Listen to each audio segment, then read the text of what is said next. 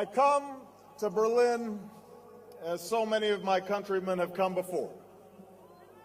Although tonight I speak to you not as a candidate for president, but as a citizen. A proud citizen of the United States and a fellow citizen of the world.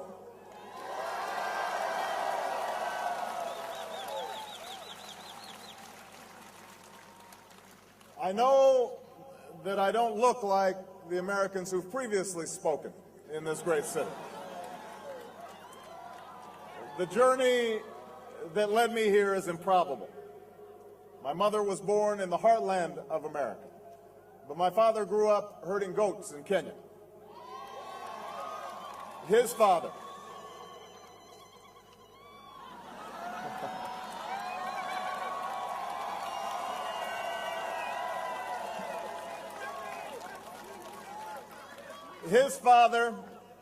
my grandfather, was a cook, a domestic servant to the British. At the height of the Cold War, my father decided, like so many others in the forgotten corners of the world, that his yearning, his dream, required the freedom and opportunity promised by the West. And so he wrote letter after letter to universities all across America until somebody, somewhere, answered his prayer for a better life. That is why I am here. And you are here because you too know that yearning. This city, of all cities, knows the dream of freedom.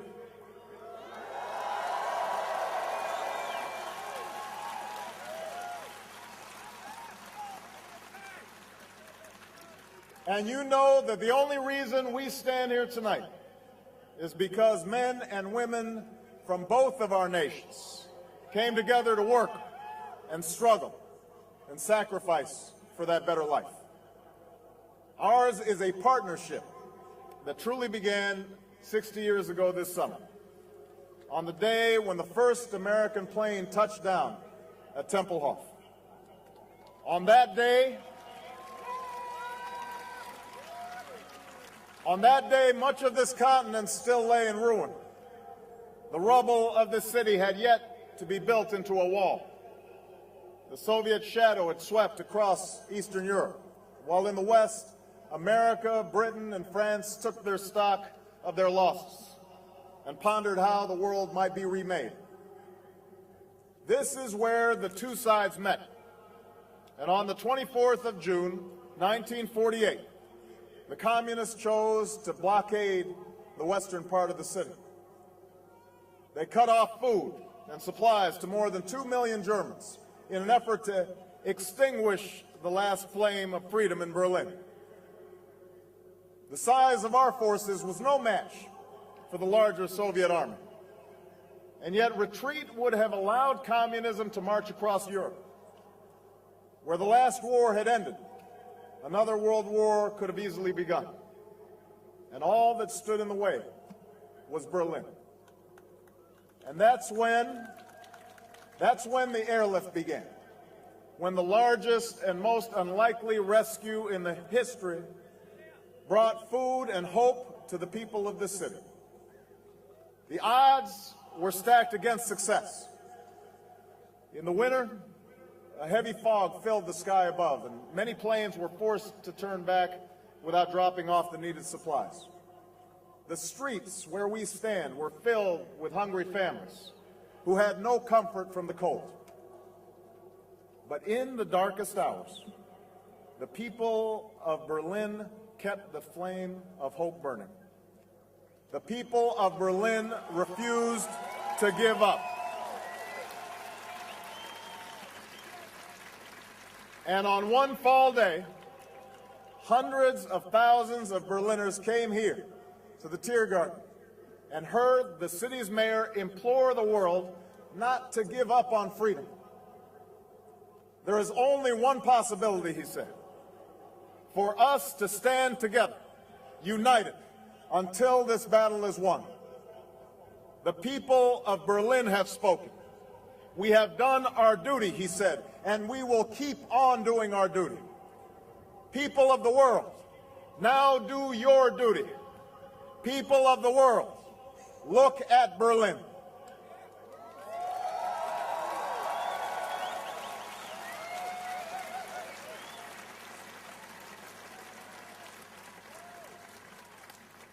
People of the world, look at Berlin.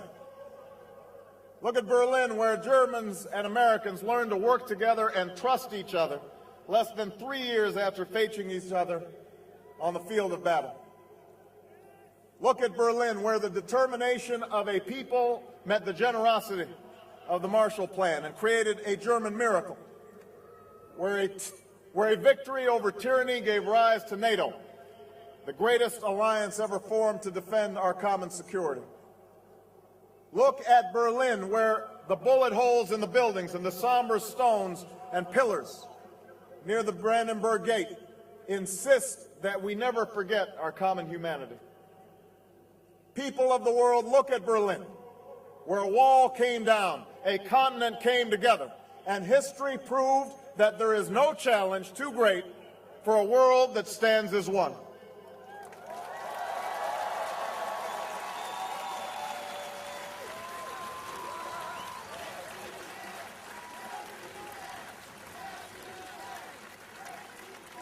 "60 years after the airlift, we are called upon again. History has led us to a new crossroad, with new promise and new peril.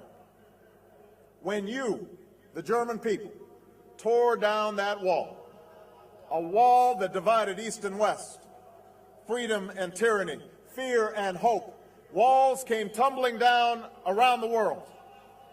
From Kiev to Cape Town, prison camps were closed and the doors of democracy were opened. Markets opened too, and the spread of information and technology reduced barriers to opportunity and prosperity.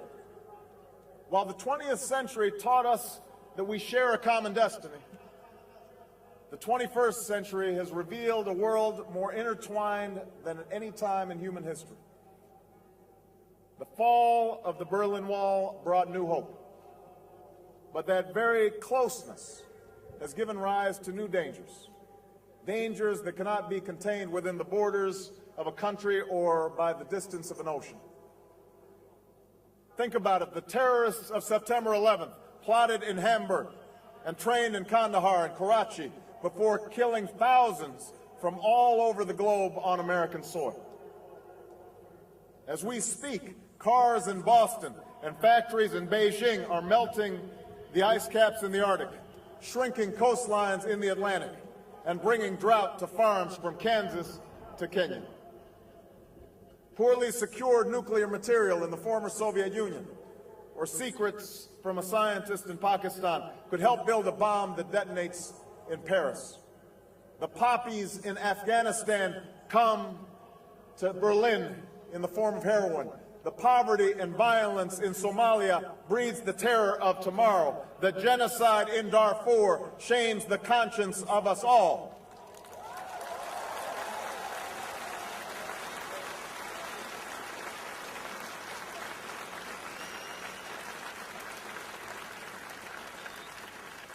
In this new world, such dangerous currents have swept along faster than our efforts to contain them.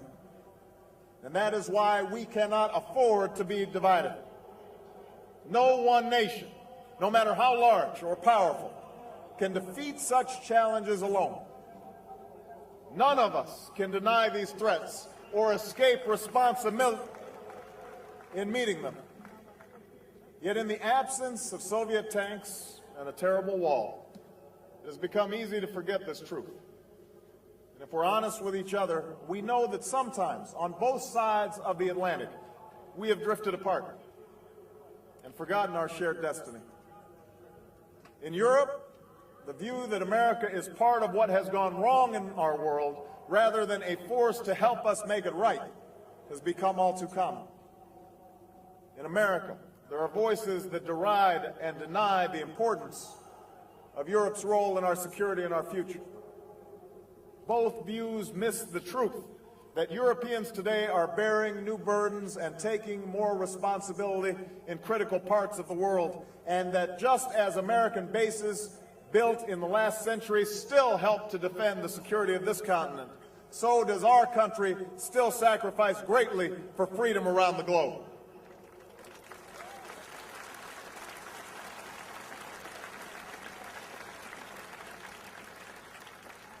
Yes, there have been differences between America and Europe.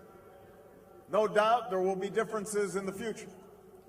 But the burdens of global citizenship continue to bind us together. A change of leadership in Washington will not lift this burden. In this new century, Americans and Europeans alike will be required to do more, not less. Partnership and cooperation among nations is not a choice. It is the only way, the one way, to protect our common security and advance our common humanity.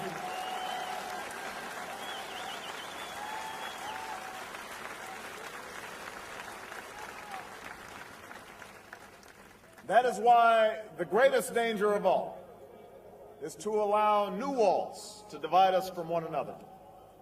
The walls between old allies on either side of the Atlantic cannot stand. The walls between the countries with the most and those with the least cannot stand. The walls between races and tribes, natives and immigrants, Christians and Muslims and Jews cannot stand. These now are the walls we must tear down.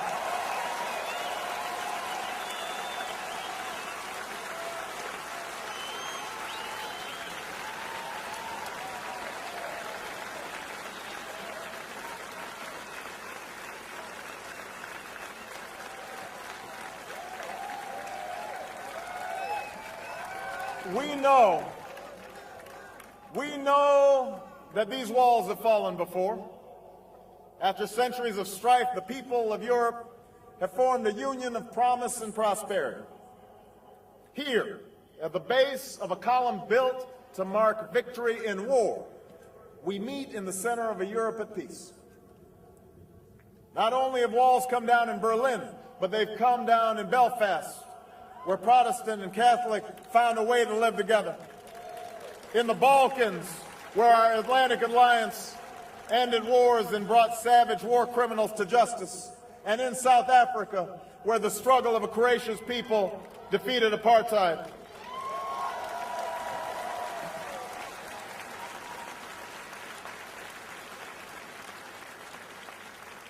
So history reminds us that walls can be torn down, but the task is never easy. True partnership and true progress requires constant work and sustained sacrifice.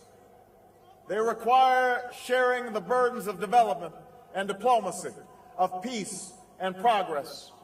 They require allies who will listen to each other, learn from each other, and most of all, trust each other.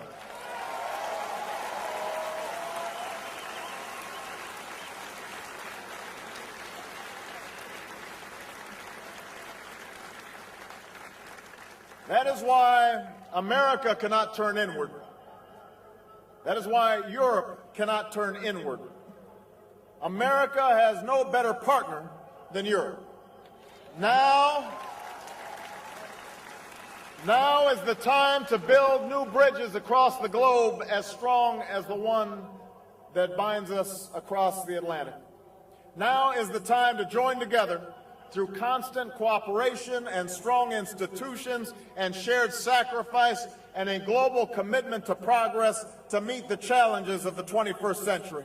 It was this spirit that led airlift planes to appear in the sky above our heads and people to assemble where we stand today. And this is the moment when our nations and all nations must summon that spirit anew. This is the moment when we must defeat terror and dry up the well of extremism that supports it. This threat is real, and we cannot shrink from our responsibility to combat it. If we could create NATO to face down the Soviet Union, we can join in a new and global partnership to dismantle the networks that have struck in Madrid and Amman, in London and Bali, in Washington and New York. if we could win a battle of ideas against the communists. We can stand with the vast majority of Muslims who reject the extremism that leads to hate instead of hope.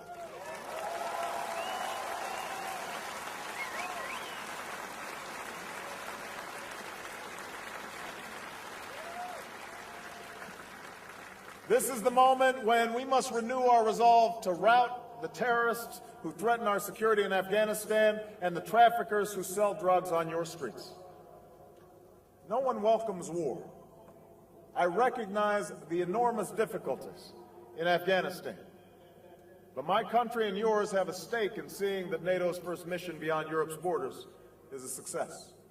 For the people of Afghanistan and for our shared security, the work must be done. America can't do this alone. The Afghan people need our troops and your troops, our support and your support to defeat the Taliban and Al-Qaeda, to develop their economy, and to help them rebuild their nation. We have too much at stake to turn back now. This is the moment when we must renew the goal of a world without nuclear weapons.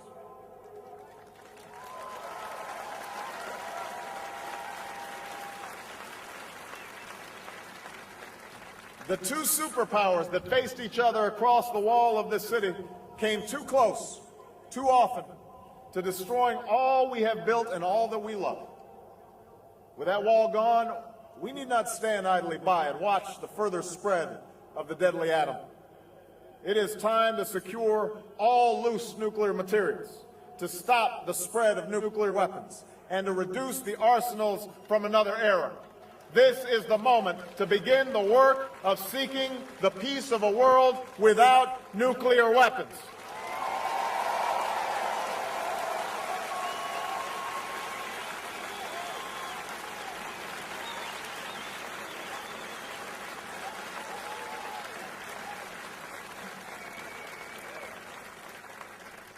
This is the moment when every nation in Europe must have the chance to choose its own tomorrow, free from the shadows of yesterday. In this century, we need a strong European Union that deepens the security and prosperity of this continent while extending a hand abroad.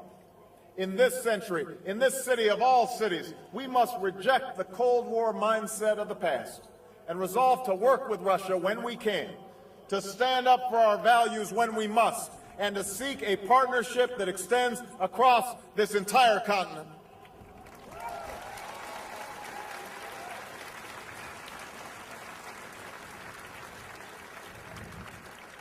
This is the moment when we must build on the wealth that open markets have created and share its benefits more equitably.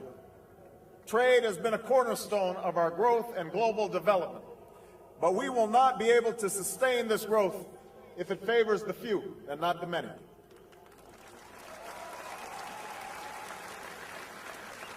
Together, we must forge trade that truly rewards the work that creates wealth, with meaningful protections for our people and our planet. This is the moment for trade that is free and fair for all. This is the moment we must help answer the call for a new dawn in the Middle East. My country must stand with yours and with Europe in sending a direct message to Iran that it must abandon its nuclear ambitions.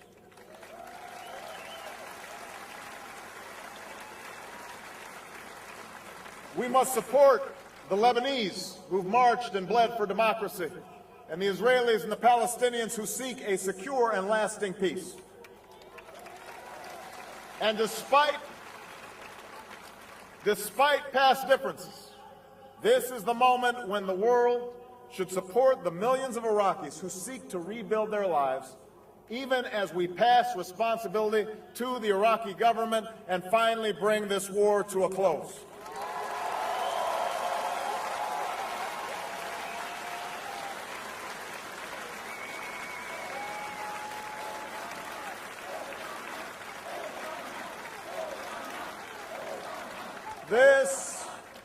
This is the moment when we must come together to save this planet. Let us resolve that we will not leave our children to a world where the oceans rise and famine spreads and terrible storms devastate our lands. Let us resolve that all nations, including my own, will act with the same seriousness of purpose as has your nation and reduce the carbon we send into our atmosphere.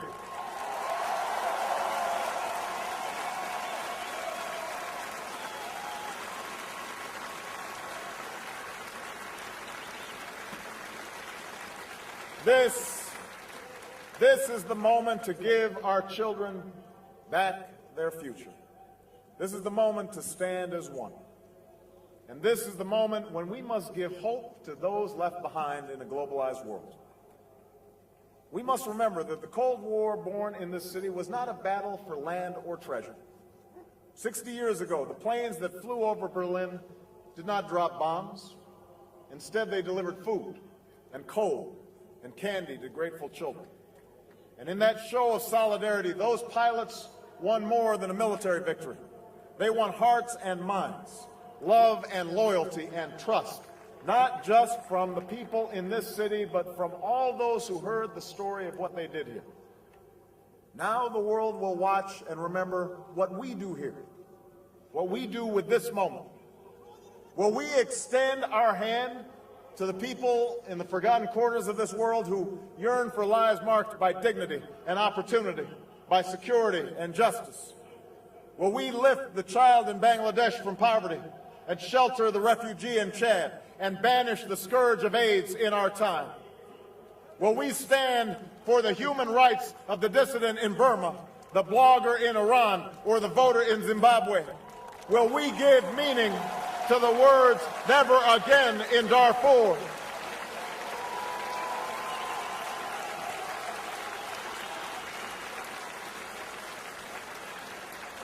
Will we acknowledge that there is no more powerful example than the one each of our nations projects to the world?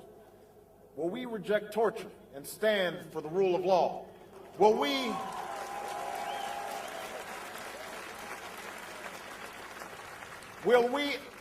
welcome immigrants from different lands and shun discrimination against those who don't look like us or worship like we do, and keep the promise of equality and opportunity for all of our people?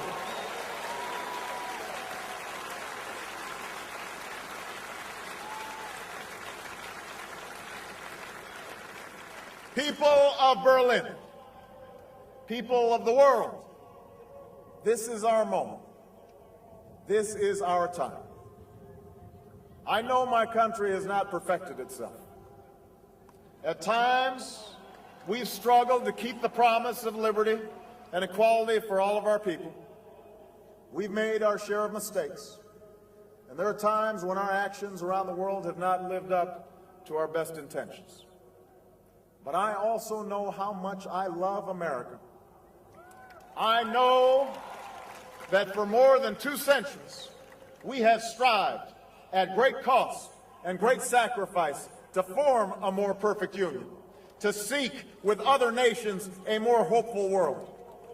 Our allegiance has never been to any particular tribe or kingdom.